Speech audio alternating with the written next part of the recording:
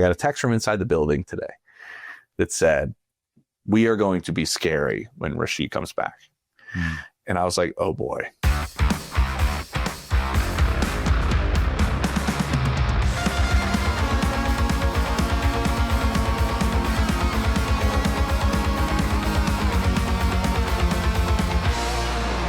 What up, Chiefs Kingdom? Good day, my friends. Welcome back. I'm BJ Kissel, and this is 10 Things on KC Sports Network, your home for Kansas City sports podcast.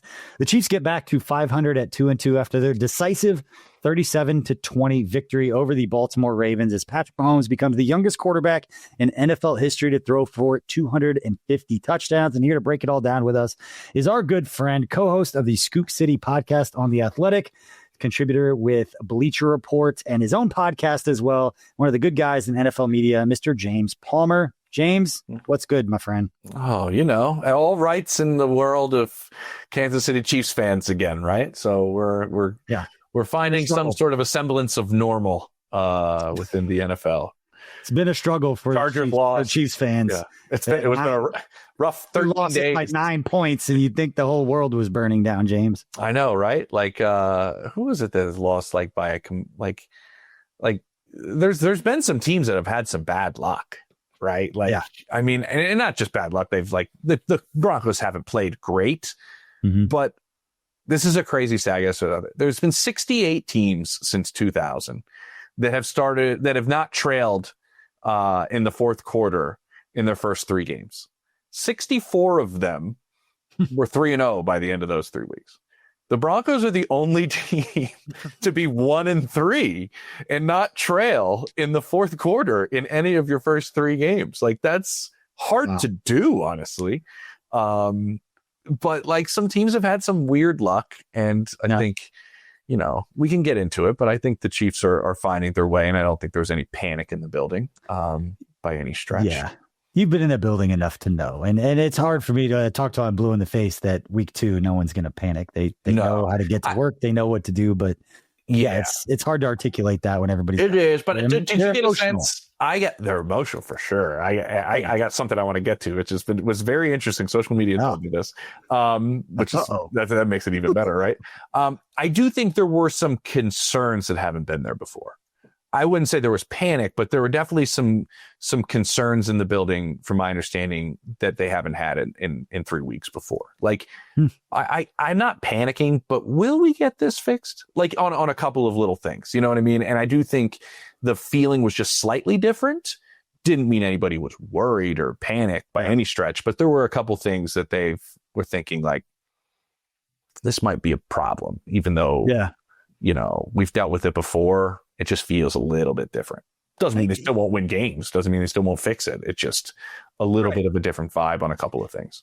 I think that's been my point for the last few weeks, is even when the Chiefs were in this dynasty stretch and they were air quote dominant, they weren't blowing people out, and they were just really good at doing the little things. And they won a lot of really close games by having those 3 or 4 plays, that margin of error difference. Yep. They made those plays. And so just because they didn't against the Chargers in week 1 and then the Eagles in order to pull out those victories doesn't mean that there's these wholesale changes and everybody's making these huge statements about Nagy and about the defense. And to your point, pass rush has to be better, that they're manufacturing their pressure with Spags. Again, not completely unique to what we've seen from this defense in the past. And that if it's not Chris Jones or a blitz, you're really struggling to get consistent pressure. And for me, it's been the running game and having so much pressure put on the offense to not have negative plays, which Jawan Taylor didn't have any in this one. But you're making yourself so difficult when you can't get a chunk play from the running game, that it all has to come from a passing offense that's missing 2 of your dudes. And so for me, it was not hitting the panic button necessarily, but this whole idea now that the Chiefs offense is back and they've turned a corner just because they got Xavier Worthy healthy and back. I don't know if it was a whole lot more than that, James. Yeah, I think it makes a defense think a little bit more. I think Xavier, with his speed, forces defenses to not play as fast because they're always concerned about where's he at? Like, you don't want to, the league is so obsessed, and you know this, so obsessed without giving up explosive plays. Like it's just the norm in the NFL now, right? Like, how do we just get as many plays as possible? And the Chiefs have still been able to win with that. Last year they had like more 10-play drives than anybody in football. Yeah. And they've been able to sustain these drives. So what it does is, and this is where I think it does help out everything on offense from the people I've talked to, is he makes you take an extra beat. Where's he at? Whether it's going to be a sweep, whether it's going to be an end around. Like, his best 3 games have been in the last 3 games he's played. And I don't count week 1, right? He played like 3 snaps or whatever it was. So they figured out ways to make defenses think about this. And if they're taking a beat, where's he at? Or they're playing a little deeper, or what they're doing.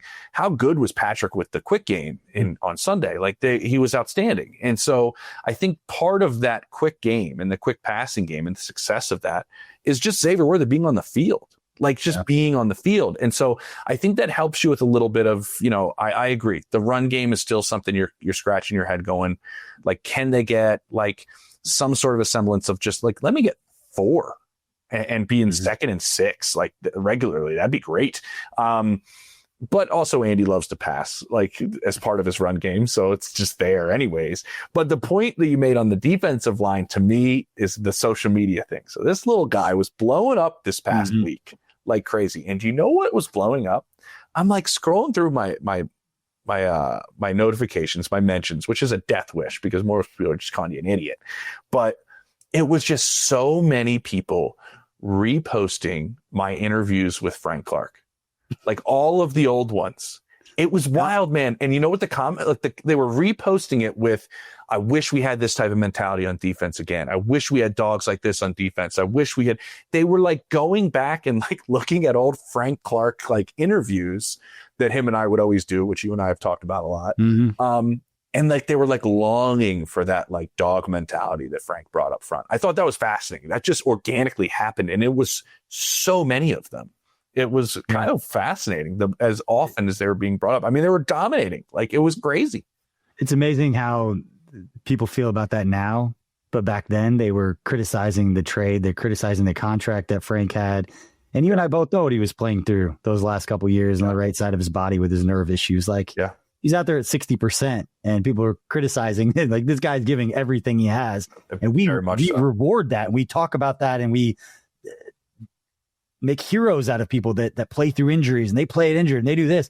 But when they play and they're not 100%, they just get destroyed on social for not being as good. It's like, you can't have it both ways. And I think you and I both knew what he meant to the guys in that locker room and what he brought. And that dog mentality is absolutely true. I don't know enough about the guys who are currently there to know that to say one way or another. But what we saw from me against the Eagles, and I want to get to the 10 takes that I have, my 10 questions for you. Yeah. I think we saw against the Eagles that there's enough talent on this team that Spags can get them in line to go out and play at a high enough level to beat anybody. And for me, it was that. Just flash that you have that ceiling, and then know that we use the regular season to build up to be playing our best football by the end of the year. But they have the people in place, and you've seen flashes of it now. Offensively, we saw a little bit of that against Baltimore, and I was just getting excited through the game.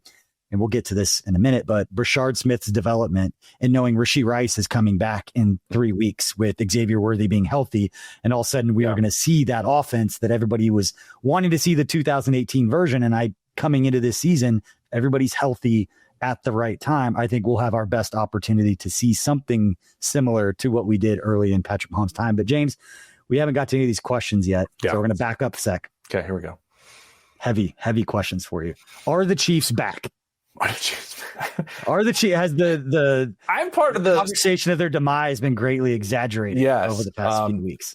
I would say they're not back because I don't think they ever really went anywhere. Like, I don't know if they disappear. I don't think that's happened. Like, I know I'm not the first one to see the similarities, but I covered them so much, which was the Patriots in the Brady era. Like, there's such a similarity between the two organizations and the way that they operate, and specifically the way they operate in September. And that's just finding out a lot about your identity. Like, this Chiefs team, the constants, we know them, right? We know who they are. But there's been changes. There's been changes in philosophy. You have to when your personnel changes. And I was telling somebody this the other day. I was like, I remember covering that game in Washington. and watching Tyrann Mathieu at halftime throw his helmet across the entire field in disgust. And they were at like the end of September, and they were giving up more yards per play than any team in the history of the NFL. Like, do you remember that? Like that start, like defensively, it was like, they can't slow anybody down. And like Tyrann was just losing his mind. And still Spags was like, we're going to figure it out. We're going to figure it out. And by the end of it, they win the Super Bowl by the end of the year. The defense is playing night and day from that by December. And there were a number of years, if you go back, and I used to be in Foxborough for a lot of this, it was like, what are they doing? They're 2-2. Like, what are they doing? They're 1-3. There's only been one team since 1990 to start 1-3 and win the Super Bowl. There's been 252 teams to start 1-3. It was the Patriots. Like that first month in New England where I used to cover it and people used to be panicking is very similar to the way the Chiefs handle it. Who do we have now? Who can we lean on? How do we change and adapt? We have a consistent coaching staff that we can rely on, and we can figure out how this is going to work. I think your analogy on the defense is perfect. I think like you can find ways to manufacture pressure. You can find ways to simulate pressure. You still have like a coach on the field and Nick Bolton in the middle of the defense. You still have a shutdown corner. You still have a star pass rusher on the interior and some other pieces. Like, okay, we have enough to work with. That's the way Belichick and them used to think. And I think that's the way the Chiefs are now. Yeah. And we've seen the beauty. One thing we forget, and I forget this too a lot of times, especially when we get into the offseason and the draft, is that players can get better when you have good coaches around. We've seen young Chiefs players improve. And so the Chiefs defense is going to be significantly better at the end of the year because guys like Jaden Hicks, who everyone around him is saying this guy is going to be a star. Justin Reed said this guy is going to be a star. He needs games. He needs reps. Yeah. A lot of the conversation about Brashard Smith here is the Chiefs need juice at running back. Why don't they just throw him in there? It's like, well, I know this without even being there. You know how they give them a small package. They have 8 to 10 plays that they are in their package going into this game. Mm-hmm. They might only get 2 of them called because of the way that the game just kind of played out. They didn't have an opportunity, but that package is going to get bigger. So that's why I tweeted out during the game. I'm excited for by the time Rashee Rice gets here, because that's 3 more games of maybe 4 to 5 plays each week get added to Brashard Smith's plate. So all of a sudden you get to the end of the year and all of a sudden he's got 25, 30 plays that he can mix in on. Yep. But we got to move to the next question. And this is another doozy for you, James. This one's going to go viral. I'm trying to bait you here. Yes. Did Lamar and the Ravens quit? But it went on social saying they quit because of his body language. And if you haven't learned anything about social media over the last few years, social media is an expert on everything from healthcare to foreign relations to exactly what Lamar Jackson was thinking while he was sitting on the bench. I started to buy into the, hey, their vibe is like, let's get on the plane and let's get home. But when they didn't go for 2 at the end with like 2 minutes to go, and they could have made it a 2-possession game and they just kicked the field goal, they're down by 17. That's when I was like, they actually did quit. Like they're not even trying to make it a 2-possession at that point. I know you're unbiased and you cover everyone, but did they quit? I don't think so. I hope we know Lamar's injury is real. Like this is a real injury, and this if its hamstrings are funny, and I feel like half the league got a hamstring injury on Sunday. By the way, that's a massive concern. There's very few offenses in this league that are built specifically for one player. I'd say Baltimore's one of them. I think Cincinnati's one of them. Like it's built for Joe Burrow's processing. I think Miami's one of them. It's built for Tua. It's literally built for a left-handed quarterback. So I don't know how you get like a left-handed backup, but like the progressions and everything are for like that offense is built for him. So that's concerning for sure. What I am down the rabbit hole of your baiting me into saying something. Let's do it. I would say there's some questions around the league about the buy-in defensively. And I just think they might be a little bit warranted. I haven't heard anything out of Baltimore, but there's some people, coaches, other teams that are curious about it. And I'm wondering it because you brought in Dean Pease last year. And then you bring in Chuck Pagano this year. Like, why do you keep bringing in this veteran defensive presence to work with your defensive coordinator? Is there a reason for that? I think there is maybe a little something there. But I also look at this and go, all right, let's go with the Chiefs roster. Give me the 5 highest paid players on the team, because that's who the Ravens were playing without. Yeah. So for sure. What would it be like? No Patrick, no Creed, no Stone Cold, no Trey, Karlaftis. no Karlaftis, I guess. At this point. Yeah. So I'm like, I mean, like, you're probably out there. I've tweeted out like the picture of Will Smith looking around, nobody's there. I'm like, is this Kyle Hamilton? Like, is Kyle Hamilton out there being like, I don't even know these guys' names. Like, who's here left? Like, it is like that one. Are they going to be that team? We're all going like, whoa, it happens to somebody every year. So that thing defensively is the one thing that I would kind of throw out in a little bit of the vein of what. Yeah, I think it is the Ravens, and they have that aura about them as being one of the top teams in the AFC. And I think there's truth in the middle of where the Chiefs much better or the Ravens actually pretty bad. Mm-hmm. And I think the Ravens are a lot worse than the most optimistic Chiefs fans will agree. But that being said, there's no doubting that the Chiefs, I think we've seen Steve Spagnuolo have that kind of performance against Lamar. Not that it still wasn't impressive to watch, especially up front. They could not protect him, and they were having their way up front in a way the Chiefs defensive front had not in games up to this point. I want to battling something else though. Like Lamar didn't look like himself in that game, did he? Like, no, he didn't. I'm curious if there's some other injury. What did you say? He has a case of the Spags. Like Spags does that to him. Just as Chiefs fans, the games that we've watched, that's how Lamar's looked just about every time we played him in a big game. It wasn't moving the way I usually see him move a little bit. I thought they put up points. They haven't had a problem with that. They just haven't stopped anybody. That's been more points than anybody else in football. What was the most impressive part of the win for Kansas City in your mind about the way it just kind of all played out? Pat has been my concern, and not because of the player. I'm worried he's going to drive himself insane before Rashid comes back. Like, he's such a perfectionist. He's so smart. He understands everything around him, which makes me believe he probably understands the issues that are around him. He probably understands what's going wrong. He probably knows, I can fix this, I can't fix that.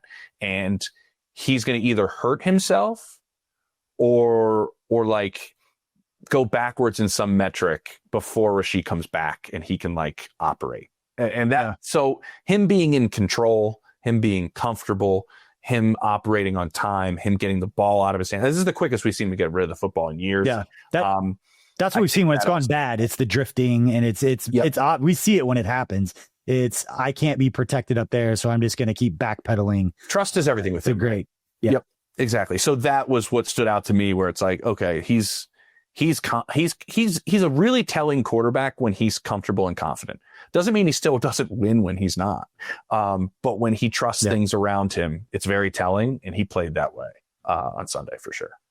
Yeah, I would say the part that's impressive to me, outside of one pass, and if there's one question that I wish like you get in there and get me back in that room and like ask what's going on. Yeah.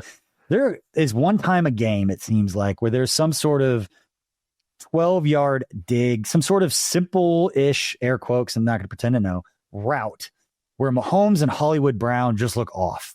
And it looks like a really inaccurate throw, but we know Mahomes well enough to be like, was that the right distance? Did he break that off at the distance that he thought? And whether it's just the communication or they're seeing it differently, there's just something between that chemistry that just, it looked better in this game than it had, because it looked really off, especially against the Eagles. But felt like in this game, there was still the one play where it just looked a little off. That being said, it felt more in sync with Hollywood Brown. Obviously, it looked more in sync with Xavier Worthy. So that was my biggest takeaway. I want to go on to the next one because you covered the league long enough. Curious if you've seen things like this before. Chris Jones arriving before the game and just being able to go down to Mississippi for the funeral for his family that was reported. What is your take on that? And how often have you been around where you've seen players come the day, like, travel in? I think it was 30 minutes before the kickoff. He was pulling into the parking lot and then started the game. Yeah, that the time with him is you don't see that very often, if ever. I mean, oftentimes it's they get back that morning. Somebody does. I think this is an amazing example. We all know Chris is an emotional guy. To compartmentalize that mentally is, I think, very, very difficult. Everybody in the NFL, no matter what team you're on, like your game day is down to a T. Everything about game day is the same every time. Patrick rolls in at almost to the minute at Arrowhead every single time. Everybody is in there, and the minute it gets thrown off, usually guys are like not comfortable. To be able to do that and what he's dealing with emotionally, I thought was unbelievably impressive. Like, you saw how emotional he was during the national anthem and everything it was. It usually takes extenuating circumstances to go through something like that. And I'm trying to like think of some other guys, but there's been ones where like they get back that morning, or they weren't with the team for travel on like Saturday morning, and they take their own. They're permitted by the team to handle their business and then arrive with the team later that night on the road. But this, I've never seen it where it was like that up to the wire, and that tight. I was nervous with like you trying to get into that parking lot, man. It's not easy. He had the escort. He had the escort. He did. Actually, he was so close that everybody was already there. Nobody else is arriving to Arrowhead. That's true. Night, I guess. It's not busy about you try to come in 45 minutes, 30 minutes before kick. It's pretty. You try to come in 4 hours early. Yeah, you probably going to be a little bit of a problem. But it was that tight of a window. That does not happen very often. Yeah, it's cool. The organization, everybody being on board to kind of coordinate that. I'm not going to pretend to know who all got involved, but again. He's one of those guys you take care of, and somebody that spent a little bit of time around him and had a chance to go to his hometown and spend some time and meet his family, see where he grew up, and be in the house that he stayed in with his family at his grandma's. He's close with his family, and I know that had to be a pretty emotional day for him in general. Pretty cool overall that the organization that it worked out the way that it did. Yeah. We are going to take a quick break. We come back. We're going to get James's takes on the rest of the AFC West, his hottest takes regarding the AFC and what's transpired for the first few weeks. We'll be right back after this. Calling all Chiefs fans, you could be on the field at the 50 inside GEHA Field for the official coin toss at a Chiefs home game this season. Visit Chiefs.com/GEHA now. Enter to win a chance to be on the field for a once-in-a-lifetime view of the pre-game coin toss. Plus, you can score other exclusive prizes. Enter for a chance to win at Chiefs.com/GEHA. GEHA is the proud partner of the Kansas City Chiefs. What's up, guys? I'm BJ Kissel, founder and CEO of KC Sports Network, and I'm here to talk to Kansas City businesses. If you rely on technology, you need an IT support team that's not just another vendor, but a true IT partner. That's why I want to introduce you to my friend and neighbor, KJ Miller. He is a VCIO at ThrottleNet, the Midwest's highest rated and most reviewed IT support company. They've been in business for more than 25 years, helping companies stay secure, productive, and ahead of the curve. They aren't just IT support, but they provide data security, IT strategy, and cloud software services. They do it all, and their reviews show they do it better than anyone else.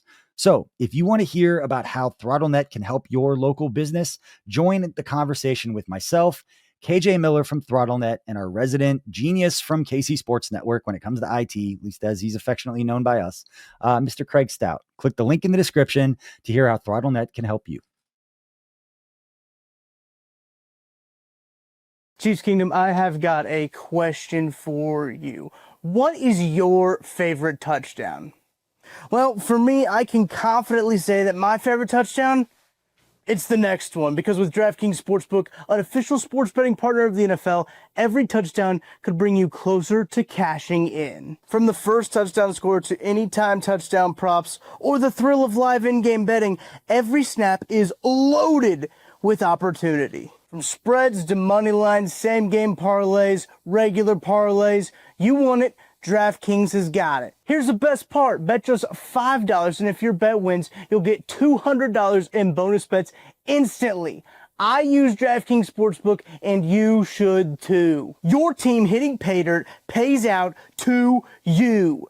Download the DraftKings Sportsbook app now and use code KCSN. That's code KCSN to turn $5 into $200 in bonus bets if your bet wins. In partnership with DraftKings, the crown is yours. Gambling problem?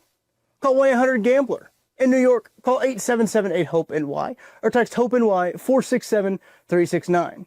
In Connecticut, help is available for problem gambling. Call 888-789-7777 or visit ccpg.org. Please play responsibly. On behalf of Boot Hill Casino and Resort in Kansas, fees may apply in Illinois. 21 plus age and eligibility varies by jurisdiction. Void in Ontario. Bet must win to receive reward. Minimum minus 500 odds required. Bonus bets expire 7 days after issuance. For additional terms and responsible gaming resources, see dkng.co/audio.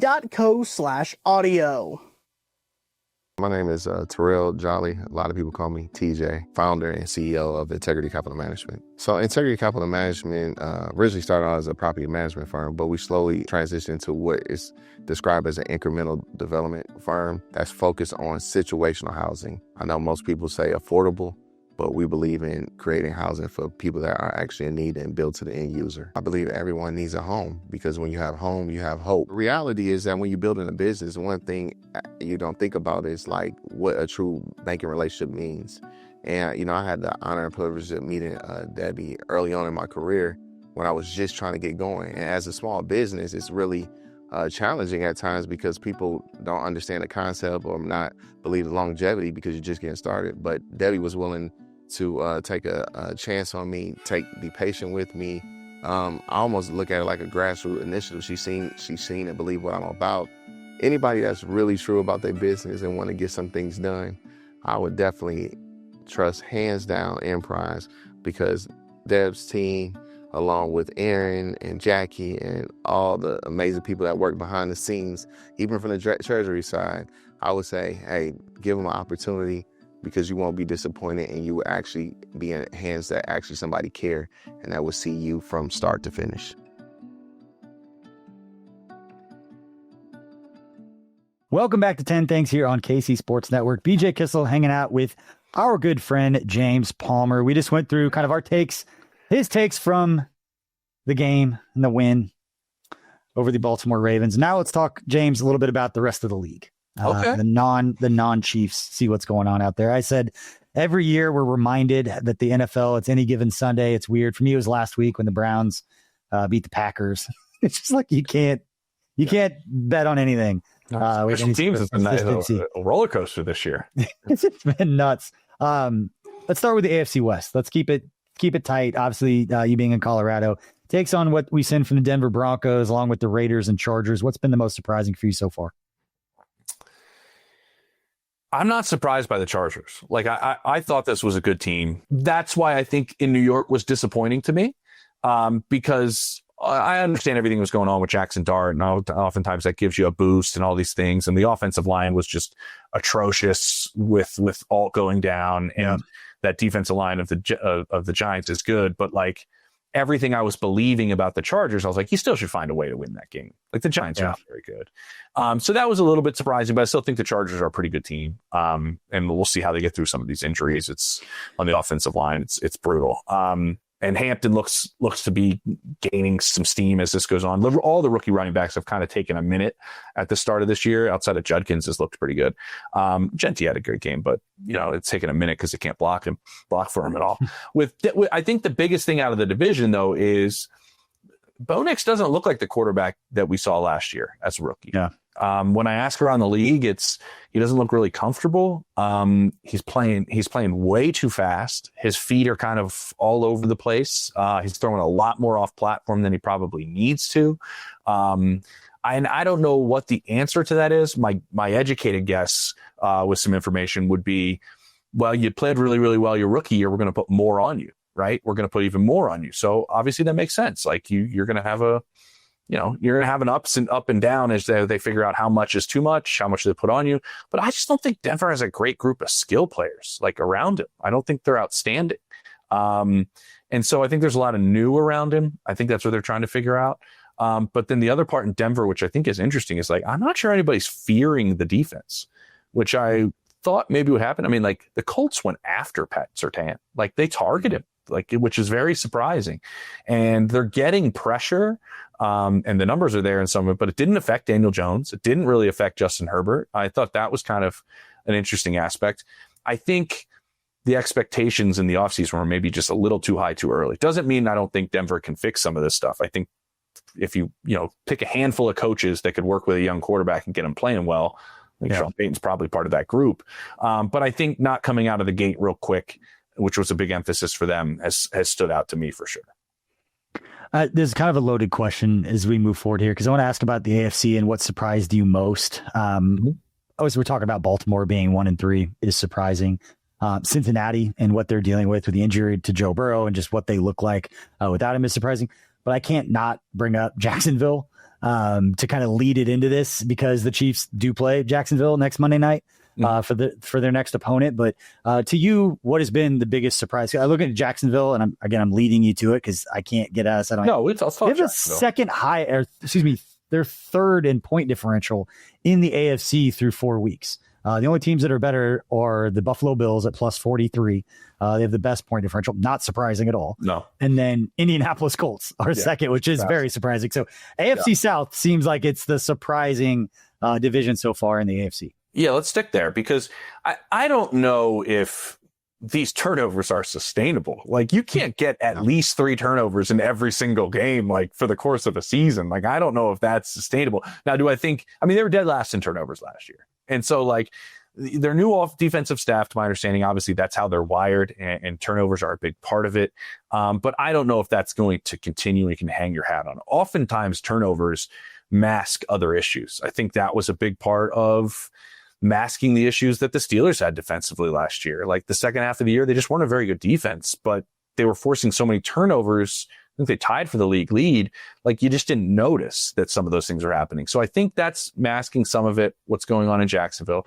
I'll be honest, I'm hearing from a lot of people around the league that this is an I told you so league, right? And a lot of people are stuck in their ways, and they want to say, I told you so. Travis Hunter wasn't going to be able to do this. Like, that is a thing around the league right now. And they may be right. I think what he's trying to do is awesome. I think it's super cool for football. I think it's really neat that a guy is trying this. I think it's showing you that how difficult the NFL is. Like, go ahead. It's insane. It's interesting you say that. I never thought about this until you just made that point. I'm not going to name the players. Talking with a current player about how it was before the draft. About how impressive, it was about the Heisman. It was actually last season, talking about just how impressive what Travis Hunter was doing. And his reaction caught me off guard because he didn't seem impressed at all. What he was impressed with was that Dion let him play both ways. And he was like, you know how many people could be that good if their college coaches would have let him play both offense and defense. Now, you're talking to a alpha ego, like they all think that they can do everything. They all think they can do it. Now, do I think as many people could do it at the level Travis Hunter did? No. I don't think so. But do I think there could have been some that could have gotten some pub, not the level that he did maybe, but could have been a much better player playing both ways that would have got it just if they had the opportunity? Yes. But to your point, it was just kind of they didn't think it was nearly as impressive as I did. Yeah. I still think it was really impressive. Like I did too, but with what I'm saying, they did not. They were like, it's not. I could have done that. I'm like, yeah, I don't want to discredit what he did at Colorado at all, because that was an unbelievable accomplishment. His stamina, his work ethic, his smarts. It was amazing to watch that in college football. I don't know if there's a lot of guys who do it. I went to college with one in Chris Gamble when I was at Ohio State. He played both ways. He also returned punts and returned kicks. He did everything. And I remember when he got to Carolina, he had no interest in playing receiver at all. Like, he just very quickly was like, yeah, no, this is not even packages. I can't do this.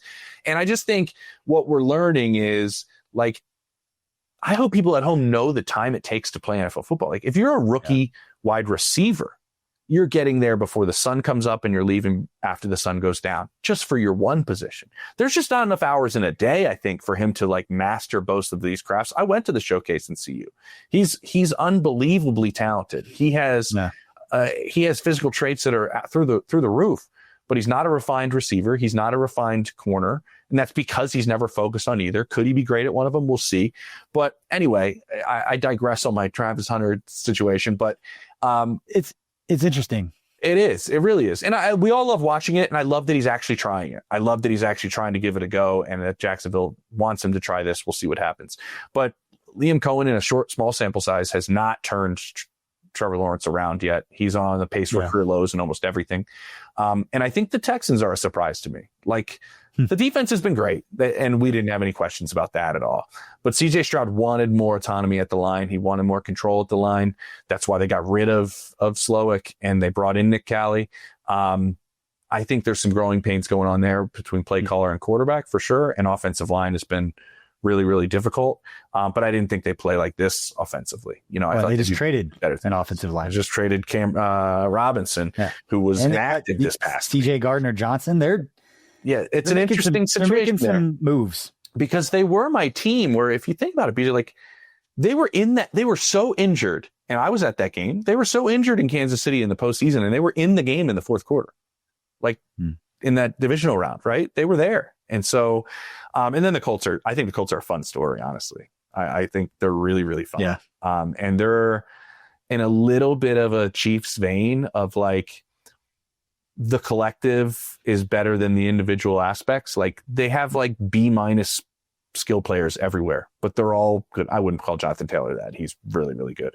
But like, Josh Downs knows what he can do, and Pittman knows what he can do, and Warren knows what he does, and Pierce knows what he does. I'm a deep threat. They all know their roles, and it's hard to guard all of them at the same time. It's kind of a cool way to watch offensive football played. And Tyler Warren's awesome.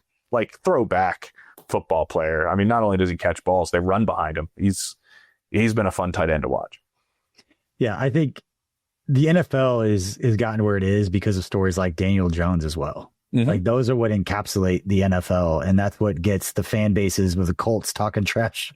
And the Giants fans don't care because they're like, we got Jackson Dart, and then it's the comparison of those two. Like it's just the beautiful drama that is soap opera that is the NFL. Very much so. There's nothing. I was watching the Cowboys Packers. Like, of course, it comes down to this. You know, it's like you didn't see a whole lot of Micah. Micah disrupted that game, but you didn't see any really stats until overtime, and he gets a sack. Yeah. Like I don't know if Dak's every time I see the Cowboys now, I can't get past Kevin Clark's tweet that he brought up from years ago, where he said, "If Jerry Jones could win 3 Super Bowls but couldn't do a press conference, I don't think he would do it." Like I don't think he would give up not getting to do a presser for the chance at winning 3 Super Bowls. That might be right. Real quick, I'd say this: I don't know if anybody's playing quarterback better than Dak Prescott right now. Like besides Patrick Mahomes. Dude, bro had his center's gone, his star guard is gone against the defense that we think is good. His all-pro wide receiver is gone, and he's just lighting everybody up. Like center pride of Kansas City. Yeah, the issue is when I talked to somebody in Dallas this morning was if we need to score 37 points a game, like this is going to be a difficult year. Like it's a lot you got to put on your quarterback. But I'll say this: I'm good for Dak with the amount of pressure that he indirectly had on him with the Micah stuff, and then make such a big deal over those two. And that's why I brought it up too, because Patrick doesn't take the bullets that Dak does. Like oftentimes it's stuff that's unnecessarily falls on the shoulders of Dak as a problem. And he's a good quarterback. He's playing great this year. Yeah. One of the other topics, James, that I know some people have had some thoughts and curious here, is not a unique thing here, but all the injuries around the league and people trying to figure out the why with the CBA and how much are they practicing and all those. Do you think there's a correlation, or where do you stand kind of just in the big picture of doing less, injuries mounting? Is it the way that people are training? Is it the lack of training, or is it just unlucky? Yeah, this is something teams are paying millions of dollars to try to find out. Like they're really, really working to find out.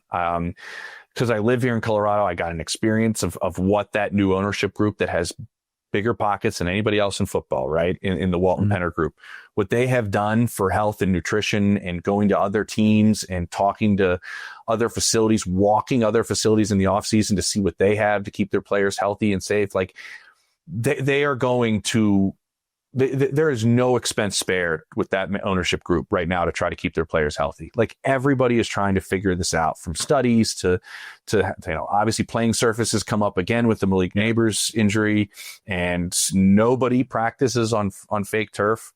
Yet people play on it on Sundays does really make you go, this is insane. The fact that the World Cup that's coming here was looking at the playing surfaces and going like, yeah, we're not playing here. How does that not open your eyes and go like, I know it's a different sport, but still, like, guys, they're refusing to play on your surface. Like this is something. I think the training part you brought up is really, really interesting. There is some people around the league that believe like with the specialized training that most of these kids are going through. You and I play multiple sports, right? Mm-hmm. No big deal. I got my trophy right there. It's like it's relative. It's all relative. I got my trophy.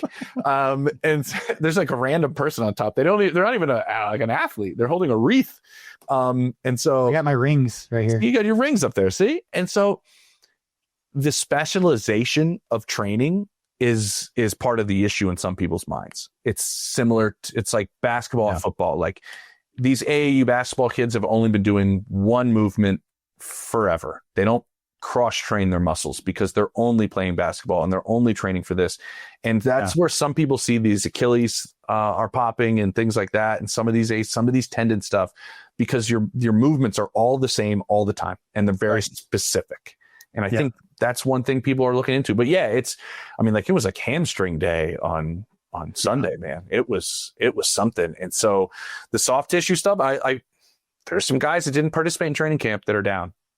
Yeah. Surprise? Like, no, you shouldn't be. Yeah. I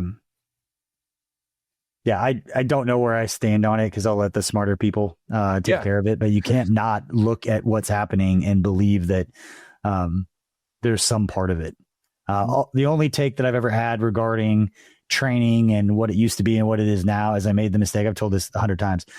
I used to ask, a few different times, asked former players how difficult an Andy Reid training camp would be. And it's like, man, back in your day, how would you have handled a camp like this? And they just looked at me like, do you have any idea what training camps used to look like?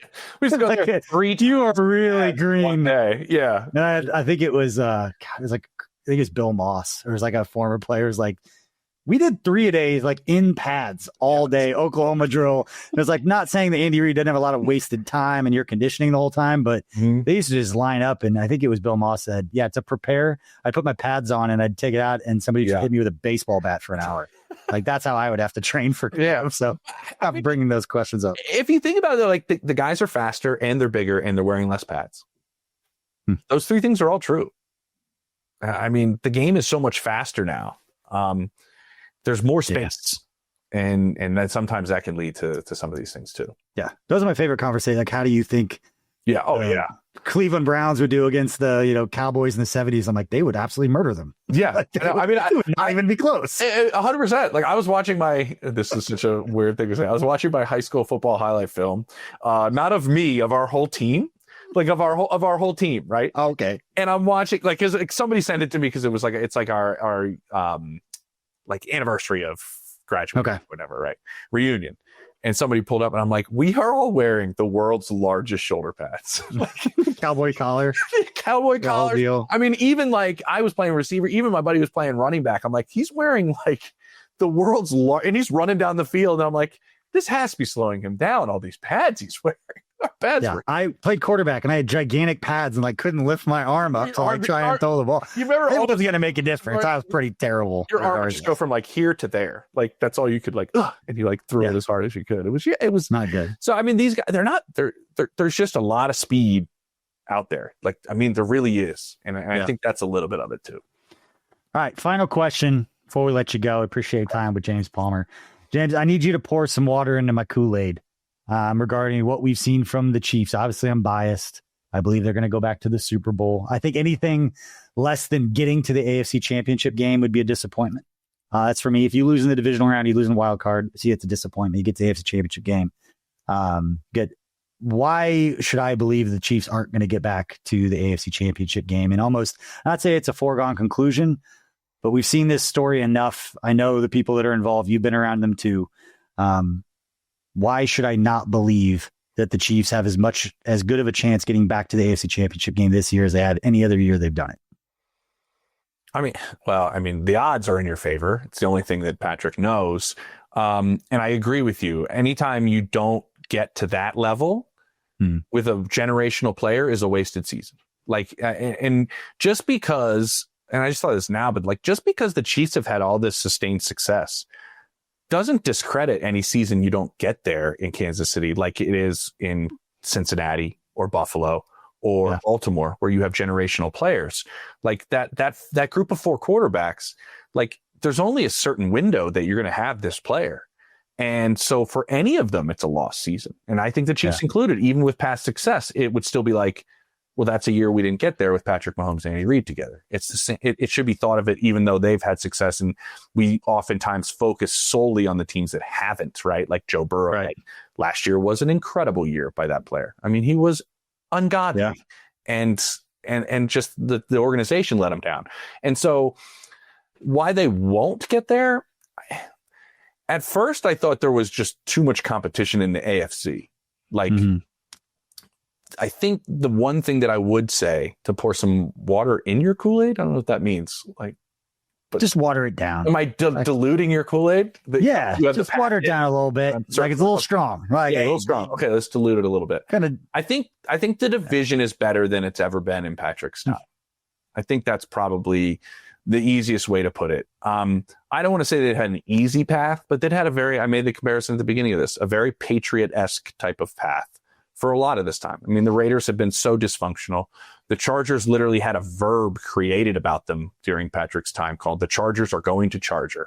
And Denver was going through quarterback no man land since Peyton Manning retired in 2015. So, like, I think the division's just tougher. I think that would be the one thing that would slow you down. Now, the thing I'm saying with that is, it doesn't mean that, like, they don't get to the postseason, and it doesn't mean that they don't have the opportunities, but is your team going to be as healthy with those games being physical and competitive? Are you going to be in the same type of mindset to where we've actually had them just not play week 17 like a number of times now with their players?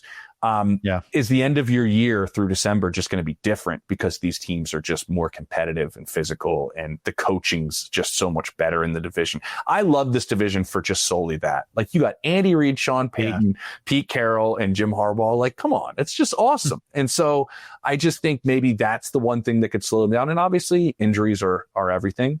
But I think that division is kind of the one main thing that, to me, makes the path different than it's been in years past.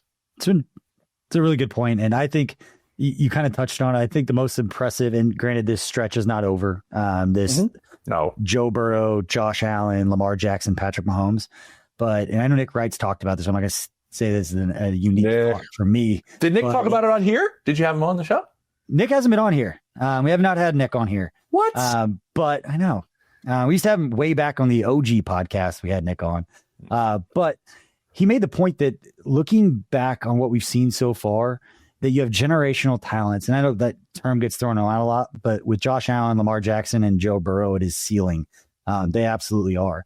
Yeah. That Patrick Mahomes has kept all of them out except for Joe Burrow once of getting to a Super Bowl during this stretch. That it might be the most impressive part of all the accolades for Patrick Mahomes is that he's kept three of the greatest quarterbacks that we've seen in the last 15 years, completely shut them out of postseason success. By running into that wall. I think it's a great point, but I'd also there's a lot of bad quarterback play right now, like really bad. And I would make the comparison. I think he's exactly right. I think I'm not discrediting what he says, but I'm looking at it like, if there was no Tom Brady, how many Super Bowls would Peyton Manning have? Like, Peyton Manning was like, here's a crazy stat. Like, there's only two players in their first 5 seasons to have more than 125 touchdown passes and no playoff wins. It's Justin Herbert and Peyton Manning. Like, Peyton Manning went his first 5 years without winning a playoff game. Yeah. I would have said Dan Marino, just because he always seems to be on. Always. Right. He's always. But remember, he had to run his first year. And then everybody was always like, you're going to get back. And that's right. Back. That's right. You're right. But like, Brady kept a lot of those guys out. Phillip Rivers is a Hall of Famer, and he was kept out like consistently over and over again. And so, like, you're right. Kansas City has the formula right now that all of these other guys are trying to get over the hump. So to me, like with your previous question, the other part is, how long is the magic going to last that teams just feel like they can't beat the Chiefs in the big game? Because I'm not going to lie, like, they will lie to you up and down going, it doesn't matter. It matters. Like, guys play tighter, coaches call plays differently.